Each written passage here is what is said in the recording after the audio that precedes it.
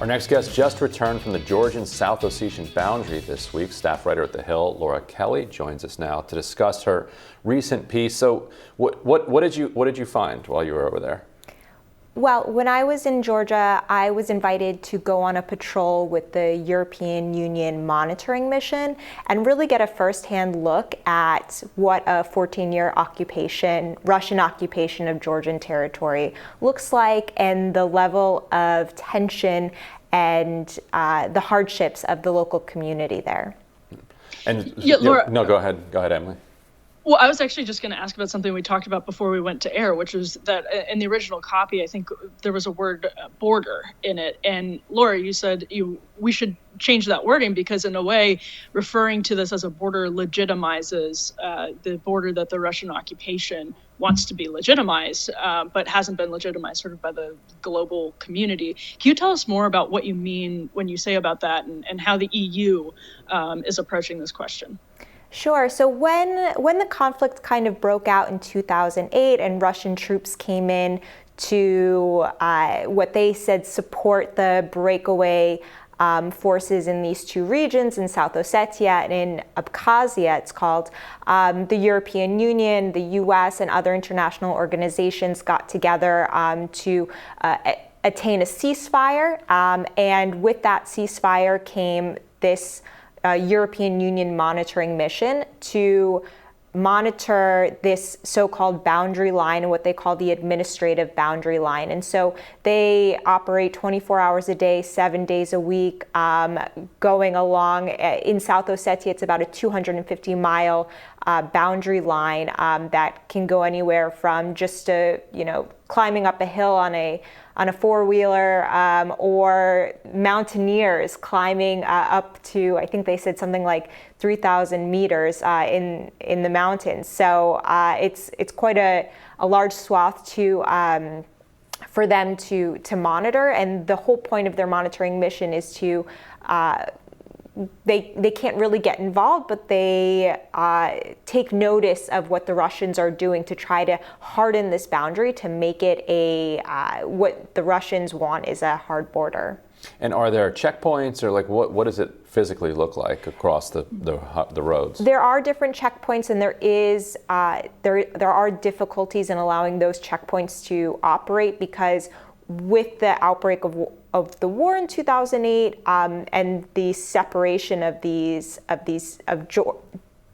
Georgia administered by the Tbilisi government, and then in this particular area, South Ossetia and the breakaway government, you had villages cut in half, you had communities cut in half. And so there are checkpoints where people can go across, but those have been closed or open depending on a lot of closures during COVID, but also depending on the tensions.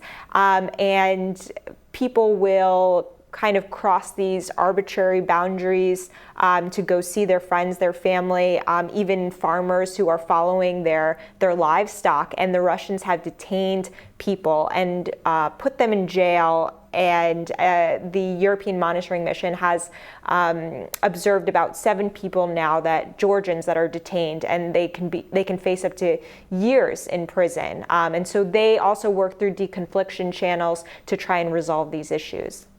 Did you get a sense of what that heavy hand has done to public opinion in Georgia? I mean, the history here is incredibly complicated. And, when you're looking at Donbass or Crimea, there's support for Russia and Putin. And although it's mixed, what was your sense of how the public has reacted to this heavy-handed occupation when you were there?